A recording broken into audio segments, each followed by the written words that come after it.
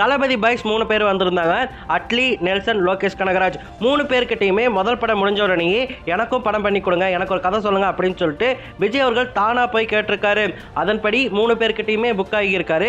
அதனால 2வது படம் 3வது படமா அமைஞ்சிருக்காரு. நிறைய பேர் சந்தேகப்படலாம், லோகேஷ் கனகராஜுக்கு 3வது படம் தானே விஜய் கூடன்னு சொல்லிட்டு. கைதி ஆரம்பிச்சு போயிட்டு இருக்கும்போது விஜய் அவர்கள் வந்துட்டு மாஸ்டர் படத்தை கன்ஃபார்ம் பண்ணிட்டாரு. நீங்க கடைசியில் கவனிக்கலாம், பிகில் விசஸ் கைதின்னு வரும்போது விஜய் ரசிகர்கள் கைதியை அடிக்கலாம்னு யோசிச்சாங்க. ஆனா டக்குன்னு பார்த்தீங்கன்னா அடுத்த படம் லோகேஷ் கனகராஜ் கூட அப்படிங்கும்போது இல்ல நம்ம அந்த படத்தை போய் பார்ப்போம் அப்படின்னு சொல்லிட்டு பார்த்தாங்க. அவங்க பார்க்கறனால ஹிட் ஆகிருக்கும். இருந்தாலுமே அவங்களுடைய சப்போர்ட் வந்து அதிகமாகவே இருந்துச்சு.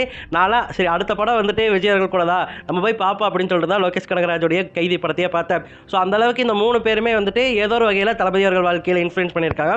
தளபதியுமே இந்த 3 பேருடைய வாழ்க்கையில் இன்ஃப்ளூயன்ஸ் பண்ணியிருக்காங்க. நெல்சனுக்கு வந்துட்டு பீஸ்ட் படம் வந்துட்டு என்னதான் மொக்கையா இருந்தாலுமே அந்த படத்தை பார்த்துட்டு தான் ரஜினி அவர்கள் கூப்பிட்டாரு. ஆடியோ லான்ச்ல சீன் காட்டி பேசியிருப்பாரு, அது மொக்க படம் அப்படின்னு சொல்லிட்டு. இருந்தாலுமே அவர் வந்து இவரை வச்சு படம் இயக்கிறாரு, நம்மளை வச்சு இயக்குவாரு அப்படின்னு சொல்லிட்டு நம்பி தான் கூப்பிட்டு இருந்தாரு. அதே மாதிரி தான் அட்லி வந்துட்டு அதிக அளவு வாழ்க்கையை தளபதி கிட்ட இருந்து வாங்கிட்டாருன்னு சொல்லலாம். அதுக்கேற்ற மாதிரியே பேசியிருப்பாரு. அவர் என்ன சொல்லியிருப்பாருன்னா, தளபதி அவர்கள் வந்து நல்ல மனுஷன், எங்க அண்ணா அவர் அப்படின்னு சொல்லிட்டு ரொம்ப எமோஷனலாக பேசியிருப்பாரு. எந்த இடத்துலையுமே விஜய் அவர்கள் இது என்னுடைய கடைசி படம், கடைசி ஆடியோ லான்ச்னு சொல்லிட்டு கண் கலங்கவே இல்லை. நிறைய இடத்துல பக்கத்தில் உட்காந்துட்டு இருந்த ஹெச் வினோத் கிட்ட அண்ட் பூஜா கிட்ட சொல்லிட்டே இருப்பாரு, நான் ஸ்ட்ராங்கா இருக்கேன், நான் அழமாட்டேன், கண்ணீர் வராதுன்னு சொல்லிட்டு இருந்தாரு. ஆனால் அட்லி பேசும்போது மட்டும் லைட்டாக கண் கலங்கி இருந்தாரு. ஏன்னா அட்லி வந்து ரொம்பவே எமோஷனலாக பேசியிருந்தாரு. நான் ரொம்ப கடமைப்பட்டிருக்கேன், இதுக்கு முன்னாடி இந்தந்த படத்தில் அவர் இந்தந்த கேரக்டர் பண்ணியிருக்காது அப்படின்னு சொல்லிட்டு பேசிட்டு இருக்கும்போது உண்மையிலே கண் கலங்கிட்டாருங்க. அது பார்க்கும்போதே நமக்கே வருத்தமாக இருந்துச்சு.